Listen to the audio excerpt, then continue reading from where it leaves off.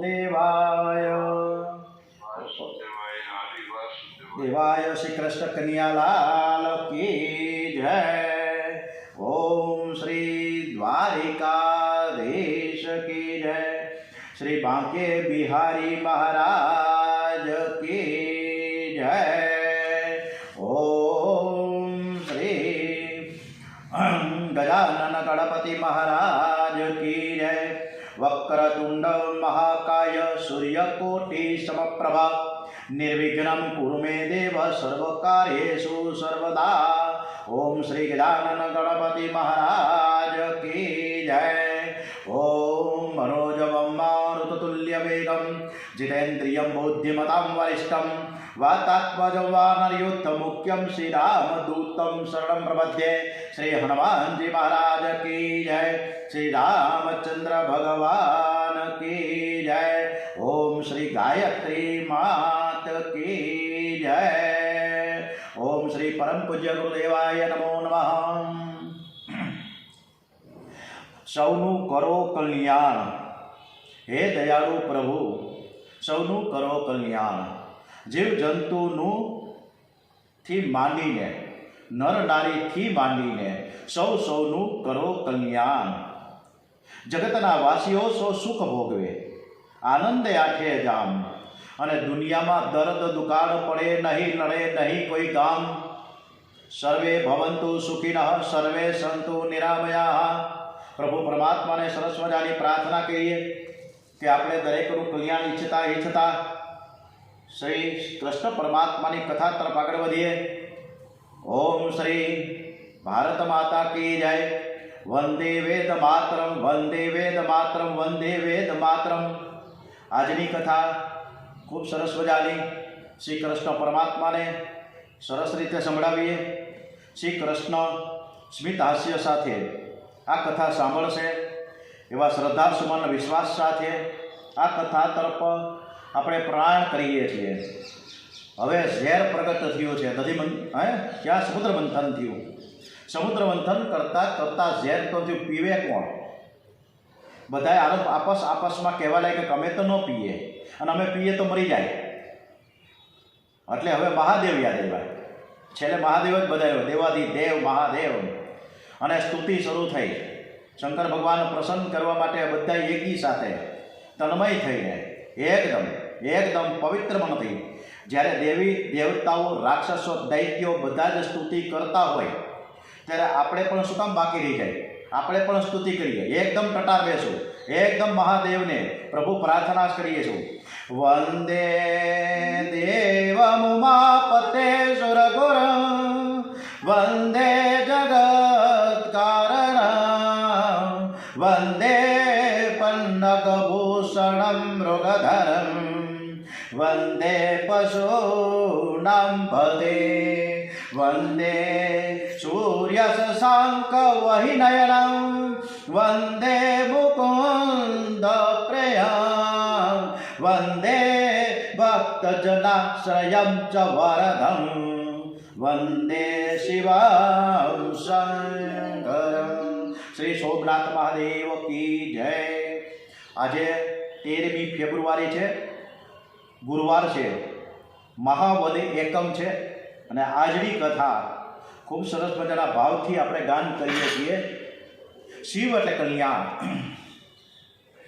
પોતાનું કલ્યાણ ચાહે ને એ શિવ કોઈ કહી શકીએ જ નહીં, પણ બીજા બધાનું કલ્યાણ ઈચ્છતા જે દરેકના મનમાં પવિત્ર ભાવ જાગે એનું નામ છે શિવ। એટલે જ આપણે કહીએ છીએ સર્વે ભવંતુ સુખિનઃ સર્વે સંતુ નિરામયા। બીજાને સુખી કરવા માટે પોતે દુઃખ સહન કરે એનું નામ છે શિવ। જ્યારે પોતાને સુખી થવા માટે બીજાને દુઃખી કરે ને એ આપણે બધા માણસ છીએ, એટલે કે જીવ છીએ। આપણે કોકની હલાહલી કરીએ, કોકને હળી કરવા જાય, હાવ શાંતિથી બેઠા હોય ત્યાં, કોકને દુઃખ આપીએ છીએ, કોકની અરે મગજમારી કરીએ, કારણ વગર નહીં દેવા। ભગવાન શંકર ક્ષીર સાગરમાં પધાર્યા છે। ભગવત સ્મરણ કરતા શિવજી મહારાજ બધું જ ઝેર ગટગટાવી ગયા। આ ઝેર શંકર ભગવાને પેટમાં ન ઉતાર્યું, પરંતુ ગળામાં રોકી રાખ્યું છે। જ્ઞાની પુરુષોથી હૃદયમાં નારાયણના દર્શન કરતા શિવજીની ભાવના કરે છે। કે મારા હૃદયમાં નારાયણ છે, મારે ઝેર પેટમાં ઉતારવું નથી. કારણ કે હૃદયમાં નારાયણ છે, અને જેના પેટમાં ઝેર છે ને કોઈ દિવસ ભક્તિ ન કરી શકે. શિવજીએ ઝેર પેટમાં ઉતાર્યું નથી અને બહાર પણ ન કાઢ્યું. એને ઝેરને ગળામાં રોકી રાખ્યું છે. બોલીએ શ્રી નીલકંઠ મહાદેવ કી જય. શિવજી મહારાજ આપણને બોધ આપે છે કે ઝેરને ગળામાં રોકી રાખો. કોઈ તમારું નુકસાન કરે, કોઈ તમને ત્રાસ આપે અને કદાચ કોઈ કડવા શબ્દો કહે, પરંતુ આપણે આ બધી જ વસ્તુ ગળામાં રોકી દઈએ. એક શબ્દ પણ બહાર ન કાઢીએ. આ જીભ કોઈની નિંદા કરવા માટે નથી. કર્કશ વાણી એ ઝેર છે. તેથી ઝેરને કોઈ પેટમાં ન રાખતા. જે પેટમાં ઝેર રાખે છે તેનું જીવન બગડે છે. યસ્માન અણો દ્વિજતે લોકા અણો દ્વિજતે ચહ યહ. જે કોઈનો ઉદ્વેગ કરતા નથી અને કોઈને ઉદ્વેગ ન થાય તેની કાળજી રાખે છે, એને જ અમૃત મળે છે. તુલસીદાસની વાણીમાં ખૂબ સરસ મજાની એક વાત આવી કે સંત હૃદય નવનીત સમાના, કયા કહીય કઈ કહું ન જાના. નિજ પરિતાપ દ્રવે નવનીતા, પર દુઃખ દ્રવે સુસંત પુનીતા. પરહિત સરેશ ધર્મ નહીં ભાઈ, પર પીડા સમ નહીં અધ ભાઈ. પછી તો દેવ દૈત્યો ફરીથી મંથન કરવા લાગ્યા અને એ સમયે સમુદ્રમાંથી કામધેનુ પ્રગટ થયા છે. પહેલી આવેલી સંપત્તિનો ઉપયોગ પરોપકાર માટે કરજો. ત્યાંથી કામધેનુ બ્રાહ્મણોને અર્પણ કરી દીધી. ત્યાર પછી સમુદ્રમાંથી ઉચ્ચસ્વા નામનો ઘોડો બહાર આવ્યો અને ઘોડો જઈને દૈત્યનું મન લલચાયું. ઉચ્ચસ્વા દૈત્યોને આપવામાં આવ્યો છે. પછી સમુદ્રમાંથી ઐરાવત નામનો હાથી નીકળ્યો. આ હાથી દેવ પક્ષમાં આવ્યો. જેને હાથી મળે ને એને જ અમૃત મળે છે. હાથી પછી કૌસ્તુક મળી પ્રગટ થયો એને તેને લેવાની શ્રી હરે ઈચ્છા વ્યક્ત કરી અને પછી મંથન કરતા લોકના આભૂષણ રૂપ પારિજાતક નામનું એક વૃક્ષ નીકળ્યું. અને આ પારિજાતક વૃક્ષ એટલે કે મનોરથ પૂર્ણ કરનાર વૃક્ષ. અને એના પછી અતિ સ્વરૂપવાન અપસરાઓ નીકળી. પારિજાતક વૃક્ષ અને અપસરાઓ બંને દેવ પક્ષમાં આવ્યા છે. ત્યાર પછી સમુદ્રમાંથી સાક્ષાત લક્ષ્મીજી પ્રગટ થયા અને તે સાક્ષાત જગદંબા મહામાયા. એમની કાંતિથી સર્વ દિશાઓ ઝળવળવા લાગી. એમના સૌંદર્ય, ઉદારતા તથા મહિમા જોઈને એના ઉપર બધા જ મોહિત થઈ ગયા. આમે દુનિયામાં બધે જ લક્ષ્મીવાળાનું માન હોય છે. કાવડિયા હોય તો તાજ હોટલમાં જાવે ને એમાં એકદમ ટાઈટ છૂટેટ બુટેટ જાય ને તો તાજ હોટલવાળા જે સિક્યુરિટી હોય ને તરત અંદર પ્રવેશ કરવા દો. પણ લઘરીઓ બગરીઓ ને ફાટેલા કપડાવાળો છે તો બહાર કાઢે. ભલેની કરોડપતિ હોય પણ કપડાં કેવા પહેર્યા છે એના ઉપર આપણે બધા જોઈએ છીએ. અને લક્ષ્મીજી આવ્યા. ઓમ શ્રી માં જય માં જય માં જય માં જય જય અંબે માં. ઓમ શ્રી માં જય માં જય માં જય માં જય જય અંબે માં. અખિલેશ્વરી તું આદ્ય શક્તિ એક અંબે માં. વિશ્વેશ્વરી જગદંબે કે વિશ્વેશ્વરી તો ભુવનેશ્વરી. વિશ્વેશ્વરી ભુવનેશ્વરી જગદંબિકે તુમા. ઓમ શ્રી માં જય માં જય માં જય માં જય જય અંબે માં. ઓમ શ્રી માં જય માં જય માં જય માં જય જય અંબે માં. સોનાના પાટે બેડા રશ્મિજીને અમે રશ્મિજી હોય તો સોનું થાય અને અત્યારે તો 85,000 ઉપર સોનું ટપી ગયું. પણ છતાંય માણસો દોડ્યા જ કરે સોનું લેવા માટે. એમાં ખાસ કરીને બહેનો. અને લક્ષ્મીજી તો બધાને પ્રિય જ હોય. કાવડિયા વગરનો માણસ છે ને નાના વગરનો નાથીઓ કહેવાય. એટલે લક્ષ્મીજી આવ્યા ત્યારે તો વેદ મંત્રો બોલવામાં આવ્યા છે. હરિણ હિરણ્યમહી વર્ણમ હરણી સુવર્ણ રજસ્ત્રાણ રજસ્ત્રજાણ ચંદ્રામ હિરણ્યમય લક્ષ્મી જાત વેદો મમ આવહ. સખીઓએ માતાજીના સુંદર શણગાર કર્યા. બધાના મનમાં એવી જ ઈચ્છા કે આ લક્ષ્મી મને મળે. પણ લક્ષ્મીજીએ કહ્યું કે સ્વયંવરમાં હું યોગ્ય પતિને વિજયમાળા અર્પણ કરીશ. એક બાજુ દેવો બેઠા, બીજી બાજુ રાક્ષસો બેઠા, ઋષિમુનિઓ પણ આજે તો સભામાં બેઠા છે. લક્ષ્મીજી વિચાર કરે કે કોને મારે વિજયમાળા અર્પણ કરવું. અને આ બધાએ ફરતા આ લક્ષ્મીજી જગદંબા શંકર ભગવાનની પાસે જે નારાયણ બિરાજમાન હતા એમને જોતા જ લક્ષ્મીજી ઓળખી ગયા કે આ જ સર્વગુણ સંપન્ન નારાયણ. અને તરત જ લક્ષ્મીજીએ ભગવાન નારાયણને વિજયમાળા અર્પણ કરી છે અને દેવો અને ગંધર્વો બોલી ઉઠ્યા, બોલીએ શ્રી લક્ષ્મી નારાયણ ભગવાન કી જય. ફરીથી સમુદ્ર મંથન શરૂ થયું. મંથન કરતા વારુણી એટલે કે મદિરા દેવી નીકળી. એ દૈત્યોના પક્ષમાં ગઈ, ખૂબ જ પીવું. દૈત્યોનું લક્ષણ બની ગયું. અને પછી તો મંથન કરતા ધન્વંતરી નારાયણ અમૃત કુંભ લઈને પ્રગટ થયા છે. આ ધન્વંતરી છે માળિયા તાલુકામાં ગળુ પાસે નામ ઉપર નામ છે, ખબર નથી. રેલવેનું ફાટક વટા પછી ડાબા હાથ ઉપર, પછી જમણા હાથ ઉપર, અને પછી આગળ જતા 1.5 કિલોમીટર દૂર આ ધન્વંતરી ભગવાન, ત્યાં એનું સરસ મજાનું ગુફા છે. કોઈથી જવા જેવું છે. બહુ જ અદ્ભુત પ્રાકૃતિક સૌંદર્યમાં આ ધન્વંતરી ભગવાન બિરાજમાન છે. હવે આ ધન્વંતરી નારાયણ અમૃત કુંભ લઈને પ્રગટ થયા. દૈત્યોએ ઘોડો ખેંચી લીધો. અમૃતનો ઘોડો દૈત્યોના પક્ષમાં ગયો. આથી દેવોને ખૂબ જ દુઃખ થયું. એવો ભગવાનના શરણે ગયા. ત્યારે ભગવાન કહે કે હવે દૈત્યો સાથે શક્તિથી નથી કામ કરવાનું, યુક્તિથી કામ કરવાનું છે. બધા શાંતિથી હું કહું એમ તમારે બધાએ કરવાનું. કાંઈ વચ્ચે કોઈ પણ પ્રકારની ડખાડખી કરવાની નથી, શાંતિથી બેવાનું. હવે જેના હાથમાં અમૃતનો ઘોડો આવ્યો તે કહેવા લાગ્યો કે હું પહેલાં અમૃત પીશ. દૈત્યો અરસપરસમાં ઝઘડા કરવા લાગ્યા. અને જેના ઘરમાં કંકાસ અને ઝઘડા હોય એ ઘરમાં સભ્યોને કોઈ જ્ઞાન અમૃત મળતું નથી, ભક્તિ અમૃત મળતું નથી. એ ઘરમાં શાંતિ અને પ્રેમ પણ રહેતો જ નથી. એટલે ઘરમાં ક્યારેય કોઈ દિવસ ઝઘડો ન કરવો. દૈત્યોની અંદર ચાલી રહેલા ઝઘડાને લાભ લઈને પરમાત્માએ લીલા કરી ભગવાન મોહિની નારાયણનો રૂપ લઈને એમની વચ્ચે પ્રગટ થયા. ભગવાન આજે પિતાંબર પહેરીને નહીં પણ સાડી પહેરીને આવ્યા છે. એમનું અતિ સુંદર રૂપ જોઈને દૈત્યો અમૃતને ભૂલી ગયા છે અને મોહિની નારાયણને તાકીને જોવા લાગ્યા છે. મોહિની હસતા હસતા દૈત્યોને કહેવા લાગ્યા, હું તમારું કલ્યાણ કરવા આવી છું. ભગવાન વિચાર કરે કે આ લોકોને અમૃત ન આપવામાં જ એનું કલ્યાણ છે. જો એનું અમૃત આપીશ ને તો એનું અભિમાન વધી જશે. અને જ્યારે અભિમાન વધે ને ત્યારે પાપ વધે. મોહિની નારાયણે ઘડો હાથમાં લીધો અને પૂછ્યું કે આ કુંભમાં શું છે? દૈત્યોએ કહ્યું કે અમારે તો અમૃત ભર્યું છે. આ અમૃત માટે અમારા મંડળમાં ઝઘડો ચાલી રહ્યો છે. તમે પીરસશો ને તો પછી કોઈ ઝઘડો નહીં કરે. ત્યારે મોહિની નારાયણે કહ્યું કે હું તમારા બધાને માટે અમૃત વહેંચું, પણ તમે સારું ને નરસું કરો કે મને વધારે મળ્યું ને તમને ઓછું મળ્યું એવું કંઈ કહેશો તો હું અમૃત વહેંચવા તૈયાર નથી, તો હું અહીંથી વહી જાય. બધાએ મોહિની નારાયણની વાત મંજૂર રાખી. મોહિની નારાયણે એક બાજુ દેવોની અને બીજી બાજુ દૈત્યોની પંગતમાં બેહાઈ. બધાની જગ્યાએ બધા જ એની જગ્યાએ વ્યવસ્થિત રીતે બેસી ગયા. મોહિની સૌ પ્રથમ દૈત્યોના મંડળમાં ગયા અને કહેવા લાગ્યા કે આ ઘડો હું તમને, આ ઘડો છે તમે મને આપ્યો, એટલે તમારું કલ્યાણ કરવું એ મારી પ્રથમ ફરજ છે. પ્રભુ વિચાર કરે કે દૈત્યોને અમૃત મળશે તો તેઓ બહુ તોફાન કરશે અને તેથી એને અમૃત ન મળે તે જ યોગ્ય છે.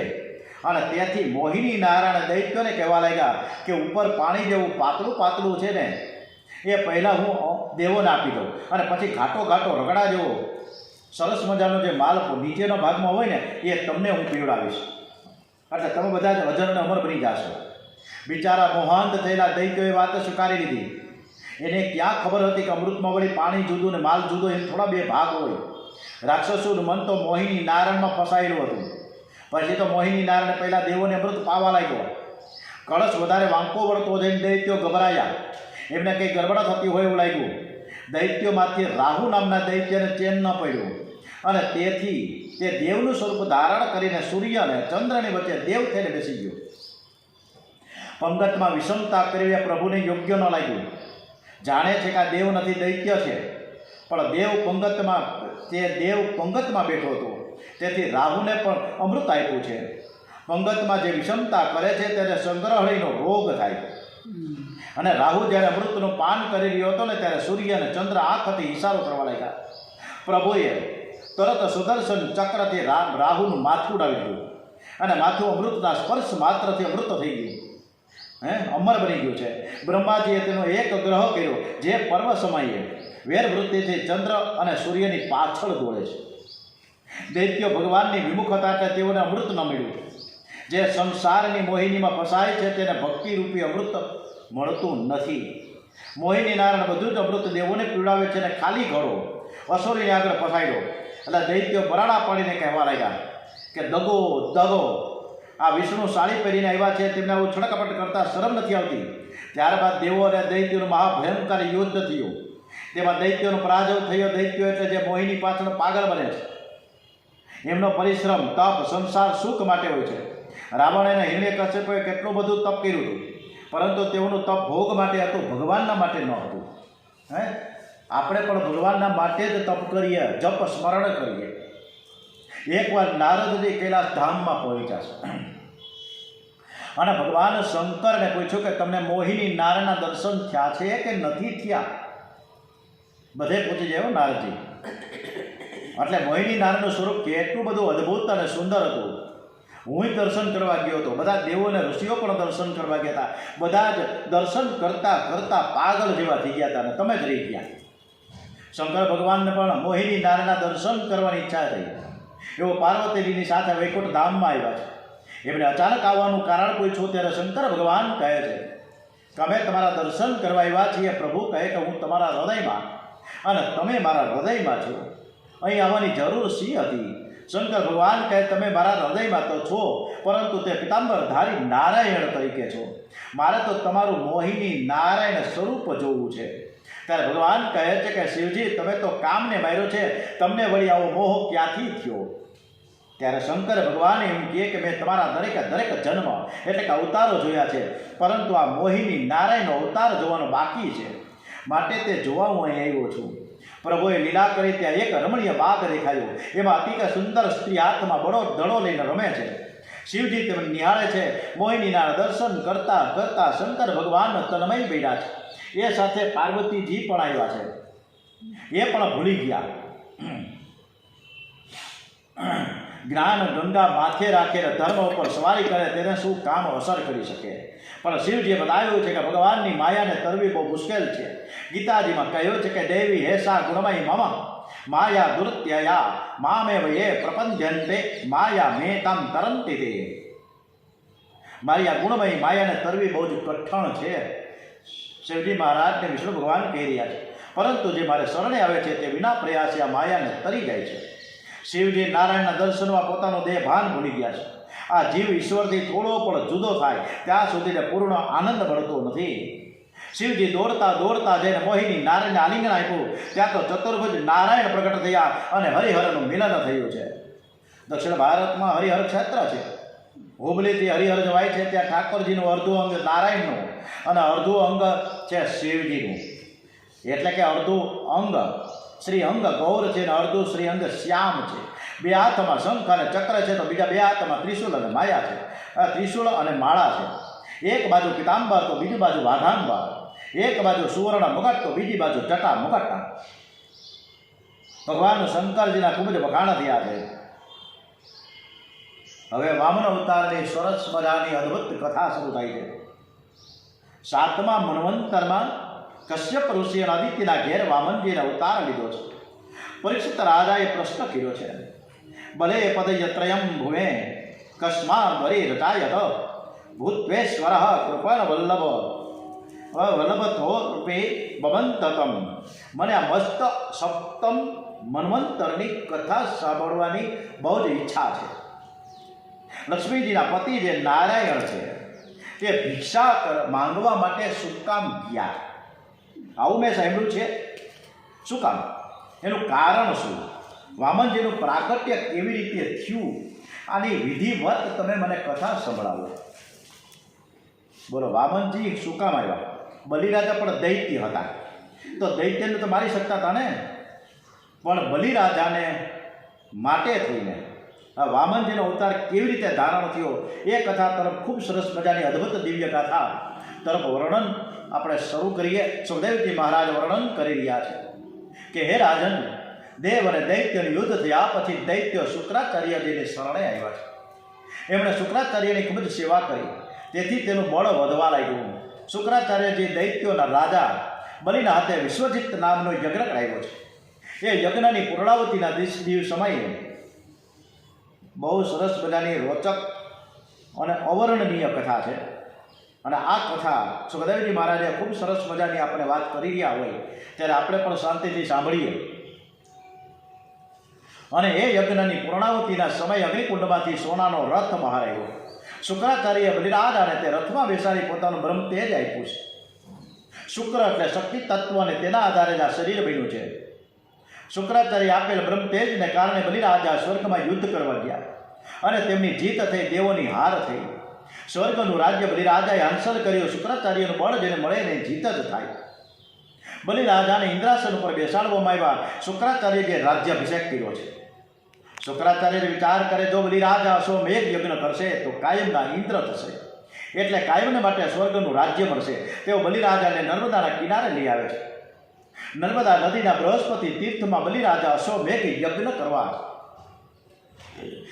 કરવા લાગ્યા છે. આ બાજુ સ્વર્ગનું રાજ્ય દેવોના હાથમાં જતા, દેવોના હાથમાંથી જતા દેવો ગભરાઈ ગયા. એઓ પોતાના ગુરુ બૃહસ્પતિ પાસે આવ્યા. ત્યારે બૃહસ્પતિ કહે, જ્યારે બલિ ભૃગુવંશી બ્રાહ્મણોનું અપમાન કરશે ને ત્યારે તેનો નાશ થશે. દેવોને દુઃખી થયેલા જોઈ માતા અદિતિને ખૂબ જ દુઃખ થયું છે. એઓ ખૂબ જ સંતાપ કરવા લાગ્યા. એણે કશ્યપ ઋષિની સેવા કરી પ્રસન્ન થયેલા. કશ્યપ ઋષિએ કહ્યું કે દેવી, તમે વરદાન માંગો. અદિતિએ કહ્યું કે મારા શત્રુઓનો નાશ થાય, મારા બાળકોનું સ્વર્ગનું રાજ્ય પરત પાછું મળે, આવું કંઈક વરદાન આપો. કશ્યપ ઋષિ અદિતિને સમજાવે છે, તમારા શત્રુ હવે બહુ બળવાન થયા છે. દૈત્યો હવે સર્વ પ્રકારનું પાપ છોડીને પવિત્રતા જાળવી રાખ્યા છે. એઓ બ્રહ્મચર્ય પાળી રહ્યા છે. ધર્મનું બખ્તર પહેરીને આટા મારે છે. જેમને માથે શક્તિનું અને નીતિનું છત્ર છે તેમને તે યુદ્ધમાં પરમાત્મા પણ મારી ન શકે. માટે ભગવાન શક્તિથી નહીં પણ યુક્તિથી દેવોને સુખી કરશે. શત્રુનું મરણ પણ નહીં થાય અને તમારા બાળકોને સ્વર્ગનું રાજ્ય પણ મળી જાય.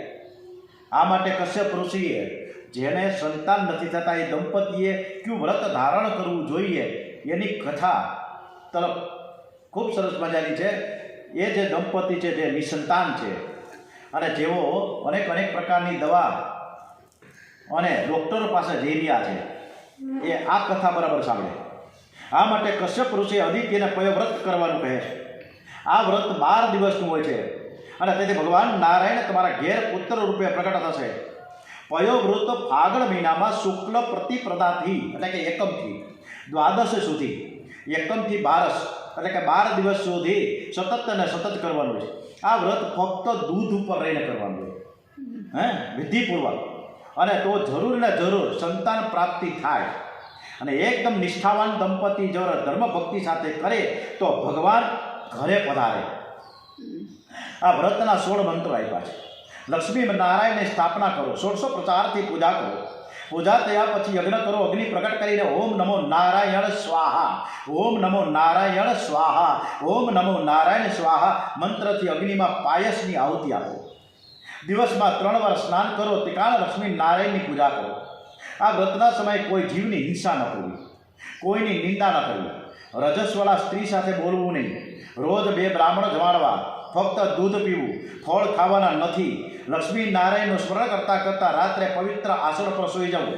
12 દિવસ આ પયોવ્રત અને ત્રયોદશીના દિવસે ઉદ્યાપનનો દિવસ છે. ઉદ્યાપનમાં યથાશક્તિ ગાયોનું દાન કરો. ફાગણ મહિનો આવતા અદિતિએ કશ્યપને કહ્યું હતું કે આ વ્રત આપણે બંને સાથે રહીને કરીએ. પતિ પત્ની એક વિચારથી સેવા સ્મરણ કરે તો ભગવાન જલ્દીથી કૃપા કરે છે. બધાએ ચોખા અને ફૂલ લઈને જો. વામનજી અવતાર આપણે વામનજી પ્રાગટ્ય થઈ ગયું છે. બધાએ ચોખા અને પુષ્પ લઈ લેશે. ફાગણ મહિનો આવતા અદિતિએ કશ્યપને કહ્યું કે આ વ્રત આપણે બંને કરીશું. પતિ પત્ની એક જ વિચારથી સેવા સ્મરણ કરે તો ભગવાન જલ્દીથી કૃપા કરે છે. પતિ પત્નીનું લક્ષ્ય એક હોવું જોઈએ. કશ્યપ અદિતિનો ગૃહસ્થાશ્રમ શ્રેષ્ઠ છે. સર્વ આશ્રમોમાં ગૃહસ્થાશ્રમને શ્રેષ્ઠ ગણેલા છે. ગૃહસ્થાશ્રમ સત્સંગથી જ સફળ થાય. પરમાત્મા શ્રી કૃષ્ણ અતિશય કૃપા કરે છે ને ત્યારે જ ઘરમાં સત્સંગ મળે છે. એમને સત્સંગ ન મળે. સવારના 8 વાગે, હવે તો ધીમે ધીમે ગરમી શરૂ થઈ છે એટલે વાંધો નથી, પરંતુ છેલ્લા 7 વર્ષથી સતત ને સતત આ ઘરમાં બેઠા બેઠા બધા જ કથા સાંભળે છે. એમને શક્ય નથી. એમાં પણ હિંમત હોવી જોઈએ બેહવાની. સત્સંગ કરવો અઘરો છે, એમને ન થાય. કશ્યપ અને અદિતિનો ગૃહસ્થાશ્રમ દિવ્ય છે. બંને પવિત્ર જીવન ગાળીને તપશ્ચર્યા કરતા હોવાથી પરમાત્માને થયો કે આજે હું તેમના ઘેર પુત્ર રૂપે જન્મ લઉં. આજે પણ જે સ્ત્રી અદિતિ બને અને જે પુરુષ કશ્યપ બને તો તેના ઘેર ભગવાન પુત્ર રૂપે જન્મ લેવા માટે આજે પણ તૈયાર છે. થોડો વિચાર કરીએ, ભગવાનનો અવતાર થાય એટલે શું? જ્યાં ભગવાન નથી ત્યાં આવીને ભગવાન ઊભા રહે એવું થાય? ના. શું જગતમાં એવી કોઈ જગ્યા છે ત્યાં જ્યાં ભગવાન બિરાજતા ન હોય? ભગવાન તો સર્વવ્યાપક છે, તે સર્વમાં મળેલા છે, પરંતુ તે માયાના આવરણમાં ઢંકાયેલા છે. એટલે તો અત્ર તત્ર અને સર્વત્ર. આપણે દૂધનો કટોરો મંગાવ્યો હતો ને, અને અંદર આપણે કીધું હતું કે આમાં દૂધ છે, તો કે હા. દહીં છે તો ના. માખણ છે તો કે ના. છાશ છે તો કે ના. તો છે બધું દૂધમાં, પણ દેખાતું નથી, કારણ કે કણે કણમાં છે. એમ અત્ર તત્ર અને સર્વત્ર પરમાત્મા બિરાજમાન છે. હવે એક વખત જનક રાજાના દરબારમાં અષ્ટાવક્ર નામના મુનિ બધાયા છે. એમના 8 અંગ વાંકા જોઈને બધા જ દરબારીઓ હસવા લાગ્યા છે. અને ત્યારે અષ્ટાવક્ર મુનિ પણ હસવા લાગ્યા છે. જનક રાજા મુનિને હસતા જોઈને પૂછે છે કે હે મુનિ, અમે તો તમારું વાંકું શરીર જોઈને હસીએ, પણ તમે શું કામ હસો છો? અષ્ટાવક્રજી કહે કે મેં ધાર્યું હતું કે જનક રાજાના દરબારમાં બધા જ જ્ઞાનીઓ બિરાજમાન છે, પરંતુ અહીં તો બધા ચમાર ભેગા થયા છે. આ તો ચમાર લોકોની સભા ભરેલી છે એવું તો મને લાગે છે. તમે બધા જ આ શરીરને જોઈને હસો છો ને, પરંતુ આ શરીરમાં છે શું એ મને બતાવો તો ખરા. આ તો મળમૂત્રથી ભરેલું છે, પરંતુ મારા શરીરમાં રહેલા આત્માને કોઈ જોતું નથી. હું તો એક પવિત્ર બ્રાહ્મણ છું. આ શરીરની આકૃતિ તો પૂર્વજન્મના પ્રારબ્ધથી મળી છે. મનુષ્યની આકૃતિને નહીં, પણ મનુષ્યની કૃતિ જોવી જોઈએ. પરમાત્મા પણ કૃતિને જુએ છે, જ્યારે મનુષ્ય આકૃતિને નિહાળે છે. કશ્યપ ઋષિના કહેવાથી અદિતિ ઉત્તમ પયો વ્રત શરૂ કર્યું છે. અને આ પ્રયોગ શા માટે કરવાનું છે? વ્રતનું લક્ષ્ય એ છે કે જગત ભૂલાઈ જાય અને પરમાત્માના દર્શનને સ્મરણમાં તન્મયતા થઈ જાય. કેટલાકને મન વ્રત કરવું એટલે કે દાળ ભાત ખાવા નહીં, પરંતુ પેટ ભરીને સરસ મજાનો સાંબો ખાવાનો, સાબુદાણાની ખીચડી ખાવાની, માંડવીના દાણા શેકીને ફર્સ્ટ ક્લાસ કરવાના, તળેલા મરચાં ખાવાના, પેંડા લેવાના 500 ગ્રામ, આવું બધું ઉહેડી ટેસ્ટથી આખી થાળી ભરીને ખાઈ લેવાનું. આનું નામ છે આપણે ઉપવાસ. પણ એકાદશી કે ઉપવાસમાં ફળાહાર કરવાની છૂટ આપી છે, બાકી કંઈ નહીં. ઉપ એટલે આ સમીપ, અને વાસ એટલે રહેવું. મનથી પરમાત્માની સમીપ, પરમાત્માના ચરણમાં, પ્રભુના નામમાં રહેવું, રત રહેવું, એનું જ નામ છે ઉપવાસ. ફક્ત ફળાહારથી ઉપવાસ થતો નથી. ફળાહારની સાથે સાથે પરમાત્માનું ધ્યાન અને સ્મરણ કરવાથી ઉપવાસ થાય છે. ઉપવાસ જગતને ભૂલવા માટે છે. પરમાત્માના દર્શનમાં, સ્મરણમાં તન્મયતા થવા માટે છે ઉપવાસ, એમને નથી. અદિતિ અને કશ્યપ વારંવાર નારાયણનું ચિંતન કરવા લાગ્યા છે. એમની નૃત્ય છે નારાયણ કાર બની ગઈ. અને ત્યારે હરે કૃષ્ણ કૃષ્ણ કૃષ્ણ હરે હરે, હરે રામ રામ રામ હરે હરે. નારાયણ અદિતિના પેટમાં ગર્ભર્યો. અદિતિના મુખનું તેજ જોઈને કશ્યપ ઋષિને ખાતરી થઈ ગઈ કે ભગવાન નારાયણ બધાયા છે. 9 માસ પરિપૂર્ણ થયા છે. માતાજીના ઉદરમાં બિરાજેલા પરમાત્માની દેવોને ગંધર્વ સ્તુતિ કરી રહ્યા છે. હવે ભગવાન પ્રકટ થવાના છે, અને આપણે પણ સ્તુતિ કરીએ તો ભગવાન આપણે ઘરે પણ વહેલા પધારે. કરીએ ને સ્તુતિ એકદમ ટટાર બેસીને ભગવાન નારાયણ.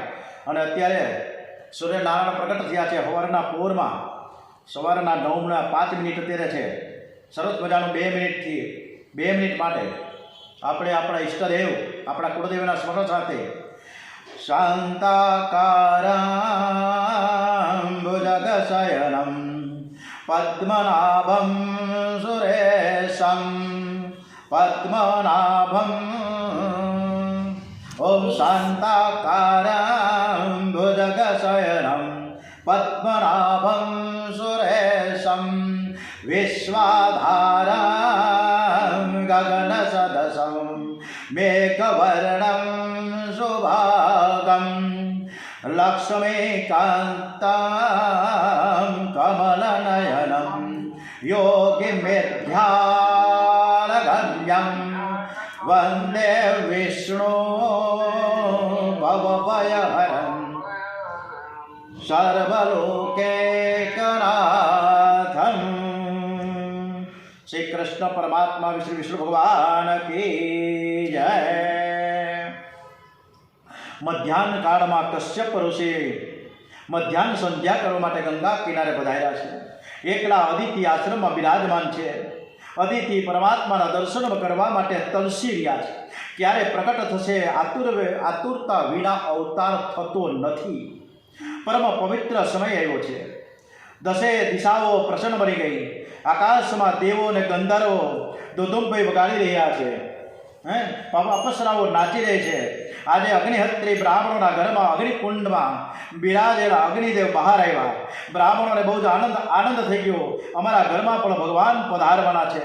પરમ પવિત્ર ભાદરવા સુદ બારસ મધ્યાહન કાળે માતા અદિતિના સન્મુખ વામનજી ભગવાન પ્રકટ થયા છે. ચારે બાજુ પ્રકાશ ફેલાયો. દેવોએ પુષ્પ વૃષ્ટિ કરી છે. બોલીએ શ્રી વામનજી મહારાજ કી જય. ઓમ નમો ભગવતે વાસુદેવાય. ઓમ નમો ભગવતે વાસુદેવાય. કશ્યપ ઋષિએ જ્યાં ઘરમાં પ્રવેશ કર્યો ત્યાં ચારે બાજુ પ્રકાશ પડ્યો. આ પ્રકાશમાં શંખ ચક્ર ગદા પદ્મધારી ચતુર્ભુજ નારાયણ દર્શન થયા. અતિ આનંદ થયો. ગાયત્રી મહામંત્રનો જપ શરૂ થયો. ઓમ ભૂર્ભુવઃ સ્વાહા તત્સવિતુર્વરેણ્યં ભર્ગો દેવસ્ય ધીમહિ ધિયો યો નઃ પ્રચોદયાત.